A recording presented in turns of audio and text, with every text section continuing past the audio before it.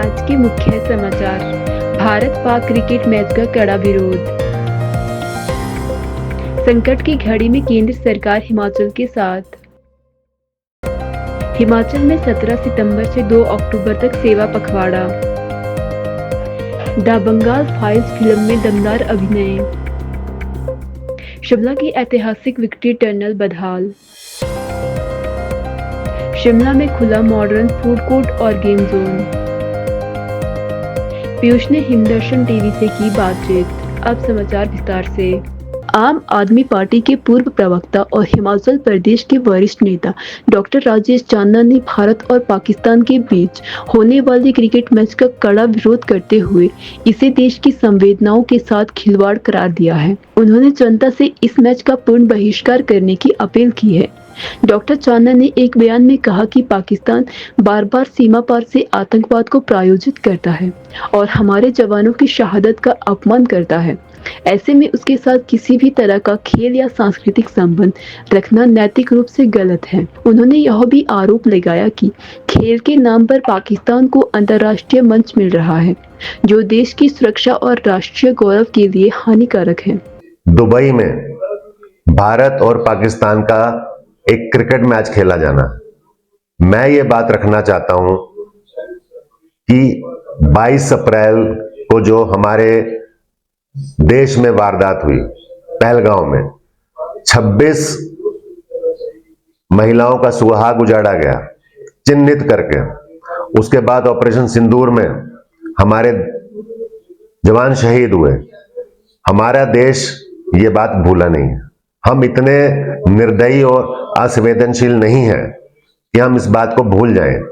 और तब प्रधानमंत्री जी ने भी कहा था कि खेल और टेररिज्म एक साथ नहीं चल सकती, और ये बात हम पहले से भी कहते आए हैं। Trade and terrorism, water and terrorism, ये सब इकट्ठा पाकिस्तान के साथ नहीं चल सकता। तो ये आज कुछ स्पॉन्सर्स के पैसा कमाने के चक्कर में ये टूर्नामेंट किया जा रहा है। तो मैं ये कहता हूं कि हमारी आम आदमी पार्टी ने कल विरोध दर्ज किया दिल्ली में। आम आदमी हिमाचल प्रदेश भी विरोध दर्ज करती है, और इस देश की जनता से, हमारी देश की जनता बहुत संवेदनशील है, इस बात को अभी तक भूली नहीं है। तो अपील करूंगा कि सरकार तो सोई हुई है, तो आप लोग इस मैच का बायकॉट कीजिए। और मैं तो सरकार से भी अपील करूंगा इस मैच को तुरंत कैंसिल किया जाए और दुबई से हमारी टीम को वापस बुलाया जाए। बीसीसीआई, आईसीसीआई के अधिकारियों से भी अपील करूंगा, पर यदि वह नहीं जागते तो जनता तो जागृत है ना। आप इस मैच का बायकॉट कीजिए। जो क्लब, रेस्टोरेंट आज इस मैच को प्रदर्शित करने वाले हैं और अपना कमाई करना चाहते हैं, वह भी ऐसा आज ना करें, क्योंकि इस देश की जनता बहुत आहत है। बहुत बहुत धन्यवाद। हिमाचल प्रदेश में हाल ही में आई भीषण बाढ़ के मद्देनजर केंद्रीय आदिवासी कल्याण राज्य मंत्री श्री दुर्गादास उइके ने बाढ़ प्रभावित क्षेत्रों का दौरा किया। उन्होंने राहत कार्यों की समीक्षा करते हुए कहा कि केंद्र सरकार प्रदेश के लोगों के साथ हर कदम पर खड़ी है और हर संभव सहायता प्रदान की जा रही है। श्री उइके ने जानकारी दी कि प्रधानमंत्री श्री नरेंद्र मोदी ने स्वयं हिमाचल प्रदेश के बाढ़ प्रभावित इलाकों का दौरा किया और स्थिति की गंभीरता को देखते हुए 1500 करोड़ रुपए की त्वरित राहत सहायता का ऐलान किया है।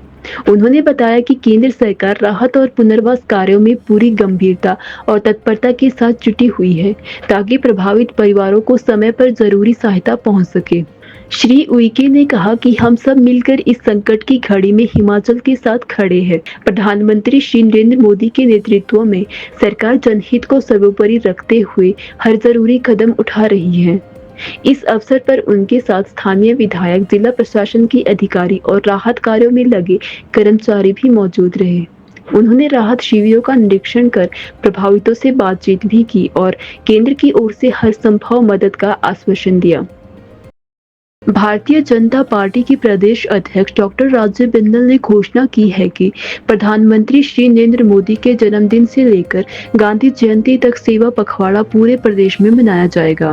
प्रदेश भर में रक्तदान शिविर, स्वच्छता अभियान, मेडिकल कैंप और वृक्षारोपण जैसे कार्यक्रम होंगे। 25 सितंबर को पंडित दीनदयाल उपाध्याय जयंती पर 8000 बूथों पर सेवा कार्य किए जाएंगे और इसके साथ ही वोकल फॉर लोकल के तहत स्थानीय उत्पादों और कारीगरों को बढ़ावा देने का भी अभियान चलेगा। डॉक्टर बिंदल ने कहा कि यह पखवाड़ा भगवान विश्वकर्मा, पंडित दीनदयाल उपाध्याय, लाल बहादुर शास्त्री और महात्मा गांधी के विचारों को समर्पित होगा। 17 सितंबर से लेकर 2 अक्टूबर तक पूरे देश भर में सेवा पखवाड़ा मनाया जा रहा है। इसी कड़ी में हिमाचल प्रदेश में 17 सितंबर को देश के यशस्वी प्रधानमंत्री श्री नरेंद्र मोदी जी के जन्म दिवस पर 17 स्थानों के ऊपर ब्लड डोनेशन कैंप किए जाएंगे। 17 तारीख और 25 तारीख के मध्य बहुत सारे ब्लड डोनेशन कैंप, स्वच्छता अभियान, डोनर्स की सूचियों को बनाना और अनेक प्रकार के सेवा कार्यों को भारतीय जनता पार्टी का कार्यकर्ता व सामान्य समाज अपने हाथ में लेकर अंजाम देगा। 2 अक्टूबर गांधी जयंती, लाल बहादुर शास्त्री जयंती के ऊपर 25 तारीख से लेके 2 अक्टूबर तक स्वदेशी का एक अभियान वो पूरे प्रदेश में लिया जाएगा। हमारे बुनकर हैं, कुम्हार हैं, जो ऐसे लोग जो स्थानीय स्तर के ऊपर प्रोडक्ट्स बनाते हैं, उनको प्रमोट करने का काम किया जाए। वोकल फॉर लोकल माननीय मोदी जी का जो एक मंत्र है, जिसके आधार के ऊपर हमारा जो फील्ड में काम करने वाला सामान्य व्यक्ति है, गरीब व्यक्ति है, विश्वकर्मा है, उस विश्वकर्मा द्वारा बनाए गए प्रोडक्ट्स को बढ़ाने का काम वो भारतीय जनता पार्टी करेगी। खादी का वस्त्र तैयार करने वाले लोग हैं, वो कुम्हार जो विभिन्न प्रकार की चीजें बनाता है, तो उस सारी खरीदारी को करते हुए इन महानुभावों को और भगवान को और स्मरण करने का ये समय है। भारतीय जनता पार्टी 17 सितंबर से लेके 2 अक्टूबर तक सेवा पखवाड़ा पूरे प्रदेश के अंदर मनाने जा रही है। हिम सिने सोसाइटी शिमला द्वारा आयोजित एक विशेष कार्यक्रम में बहुचर्चित फिल्म द बंगाल फाइल्स का प्रदर्शन आयान सिनेमा ISBT शिमला में किया गया। इस मौके पर हिमाचल के युवा अभिनेता एकलव्य सूद को फिल्म में उनके प्रभावशाली अभिनय के लिए सम्मानित किया गया। फिल्म ने भारत के इतिहास के संवेदनशील और पीड़ादायक अध्यायों को जीवंत किया, जिसे देखकर दर्शक भावुक हो उठे। एकलव्य सूद ने फिल्म में अमरजीत अरोड़ा का किरदार निभाया, जो साहस और संघर्ष का प्रतीक है। उन्होंने मंच से अपने अनुभव साझा करते हुए इस भूमिका को अपने करियर की खास उपलब्धि बताया। कार्यक्रम में पूर्व मंत्री सुरेश भारद्वाज, प्रांत प्रचार प्रमुख प्रताप सम्याल, वरिष्ठ कला प्रेमी और परिवारजन सहित अनेक गणमान्य व्यक्ति उपस्थित रहे। बिशप कॉटन स्कूल के छात्र रहे एकलव्य ने अपनी अभिनय करियर की शुरुआत थिएटर से की थी और गेटी थिएटर के मंच पर भी अपनी प्रतिभा दिखा चुके हैं।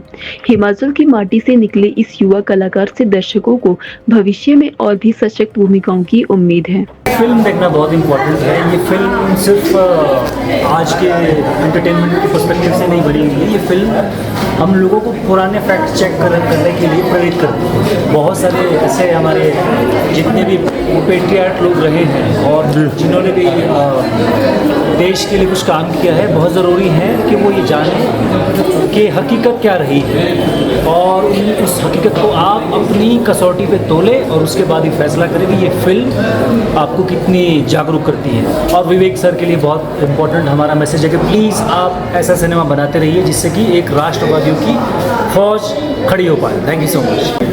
मूवी बहुत ही बढ़िया, जिसमें हम जो हमारी यूथ है, मैं तो ये कहती हूँ कि यूथ को ये मूवी दिखानी चाहिए।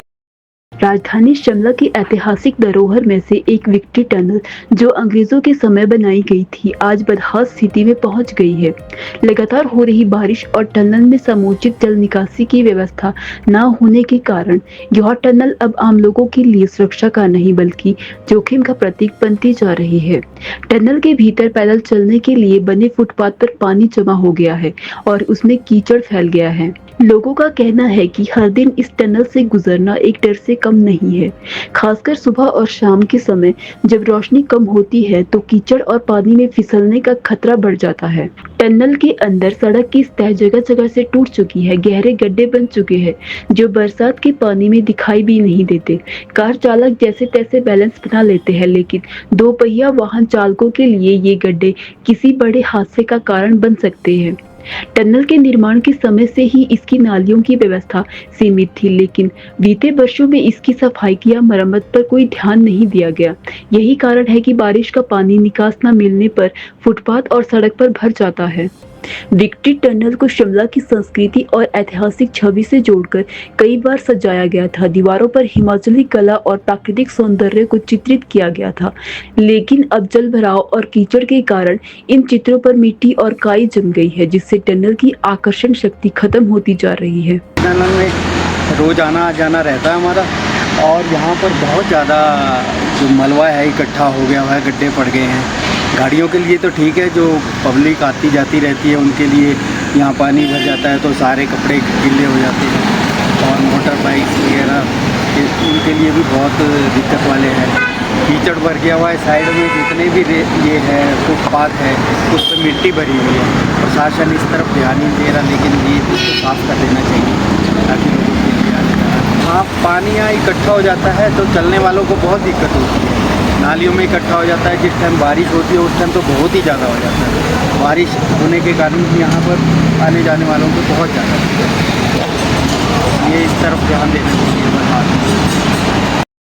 शिमला के प्रसिद्ध लिफ्ट क्षेत्र में अब मिलेगा मनोरंजन और स्वाद का एक अनोखा संगम, जहां हाल ही में एक शानदार फूड कोर्ट और गेम जोन की शुरुआत की गई है। इस नए स्पॉट को फूड कोर्ट एट लिफ्ट नाम दिया गया है, जो खासतौर पर परिवारों, बच्चों और युवाओं के लिए डिजाइन किया गया है। इस फूड कोर्ट में जहां एक ओर स्वादिष्ट व्यंजनों का लुत्फ उठाया जा सकता है, वहीं दूसरी ओर गेम जोन में मनोरंजन की भरपूर व्यवस्था है। यहाँ bike ride, car ride, video games, Xbox, air hockey और फ्री लक जैसे मजेदार गेम्स मौजूद है, जिन्हें खेलते हुए बच्चे और युवा जमकर एंजॉय करते नजर आ रहे हैं। यहाँ का आधुनिक इंटीरियर और माहौल लोगों को चंडीगढ़ या बड़े शहरों के मॉल जैसा अनुभव देता है। स्थानीय लोगों का कहना है कि अब मनोरंजन के लिए शिमला से बाहर जाने की जरूरत नहीं रही, सभी सुविधाएं यहीं उपलब्ध है। यह गेम जोन न सिर्फ बच्चों के लिए बल्कि युवाओं और परिवारों के लिए भी एक बेहतरीन आउटिंग स्पॉट बनकर उभरा है।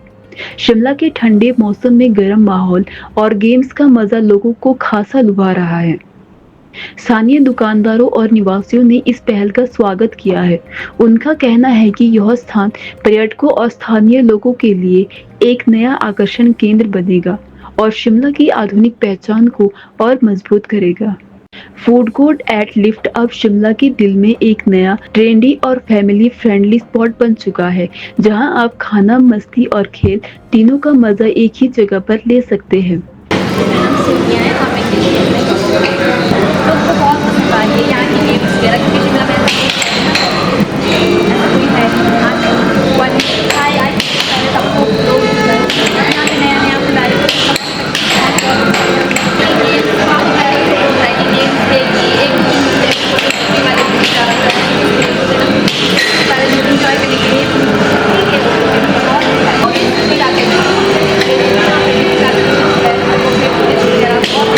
Thank you.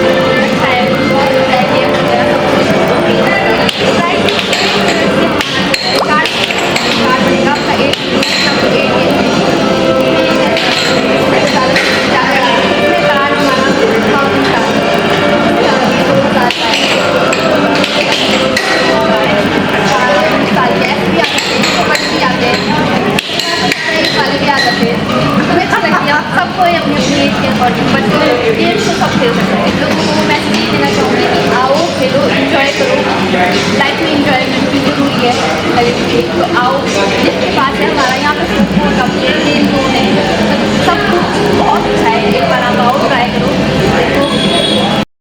हिमदर्शन टीवी से बातचीत में शिमला के स्थायी निवासी पीयूष ने रोबोटिक सर्जरी पर अपनी राय व्यक्त करते हुए कहा कि यह तकनीक कई मामलों में फायदेमंद लेकिन कुछ स्थितियों में नुकसानदेह भी हो सकती है। इसके साथ ही उन्होंने हिमाचल में जारी आपदा की स्थिति को देखते हुए कुल्लू दशहरा मेले को रद्द करने की संभावना पर भी चर्चा की। पीयूष ने कहा कि जनहित और सुरक्षा को प्राथमिकता देते हुए ऐसे निर्णय समय की आवश्यकता बन सकते हैं। पीयूष ने कहा कि जनहित और सुरक्षा को प्राथमिकता देते हुए ऐसे निर्णय समय की आवश्यकता बन सकते हैं। जब आपदा का समय पूरे हिमाचल प्रदेश में आया तो केवल पूरा हिमाचल प्रदेश उन लोगों के साथ इस आपदा की घड़ी में साथ रहा, खड़ा रहा और हर एक जिला ने अपने स्तर पर मदद राशि भेजी है, चाहे वो खाना हो, कपड़े हो और अन्य सामग्री भेजी है।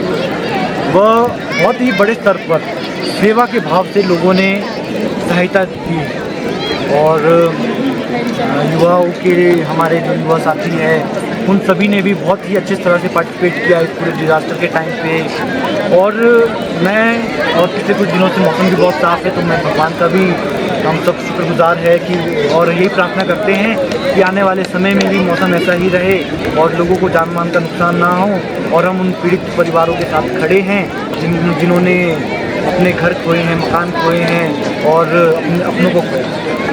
देखिए हमारा जो कुल्लू का दशहरा है वो एक अंतर्राष्ट्रीय स्तर का मेला होता है। लोगों की आस्थाएँ जुड़ी हुई है, लोग बड़े उल्लास के साथ इस कार्यक्रम को मनाते हैं, दशहरा को मनाते हैं। और अगर रद्द होने की बात है तो रद्द होने का एक ही कारण है कि जो परिवार इस बार आपदा में क्षतिगत हुए हैं, नुकसान जिन परिवारों को हुआ, जिनके अपने खो चुके हैं, उन लोगों के लिए एक शांति का माहौल बनाना चाहते होंगे। जिस तरह से हमने देखा कि कई जिलों में स्कूल भी बंद हुए और अन्य तरह के कार्यक्रम भी बंद हुए राष्ट्रीय स्तर के, तो उन परिवारों के साथ से साथ खड़े रहने का एक तरह से मुझे लगता है कि साथ से साथ खड़े रहने के मोटिव से इनको बंद किया जा सकता है। और आस्था है लोगों की, बट आस्था के बीच में हम कुछ बोल नहीं सकते हैं। बट देखते हैं प्रशासन जो निर्णय लेगा जनता उसमें साथ देगी। हिमाचल में जब आपदा आई तब विपक्ष और पक्ष दोनों ने साथ मिलकर लोगों की मदद की। आदरणीय प्रधानमंत्री श्री नरेंद्र मोदी जी ने प्रभावित क्षेत्रों का जायज़ा लिया, 1500 करोड़ रुपए की धनराशि भी उपलब्ध कराई। और इस तरह से उत्तर प्रदेश, हरियाणा और आपका आसाम, त्रिपुरा और भी कई स्टेटों ने 5-5 करोड़ रुपए की मदद हिमाचल प्रदेश को दी है। बट जैसा कि आपने कहा कि लोग इन त्योहारों में मिलते हैं, जुलते हैं, बट वो लोग भी समझ चुके हैं कि हिमाचल प्रदेश और हिमाचल प्रदेश के लोग इस बार आपदाग्रस्त हुए हैं और उनके दुख पर हम भी शामिल हैं। तो वो लोग भी समझदार हैं और इस मूवमेंट को हम समझदारी के साथ आगे बढ़ेंगे। ये केंद्र सरकार का GST के बिलों पर सुधार किया गया है, उसके लिए तो मैं समस्त प्रदेशवासियों व निम्न वर्ग के परिवार को, बिजनेस एसोसिएशन को, बिजनेसमैन को और नॉर्मल लोगों को बहुत बहुत बधाई देता हूँ। सौभाग्य की बात है कि आदरणीय प्रधानमंत्री के नेतृत्व में इन बिलों को फिर से रिफॉर्म किया गया है। और अगर हम इसमें देखें तो GST के जो परसेंटेज थी इसको कम किया गया है, डिक्रीज़ किया गया है, जिससे आम परिवारों को जो मिडिल क्लास फैमिली है उनको बहुत ही फ़ायदा मिलेगा।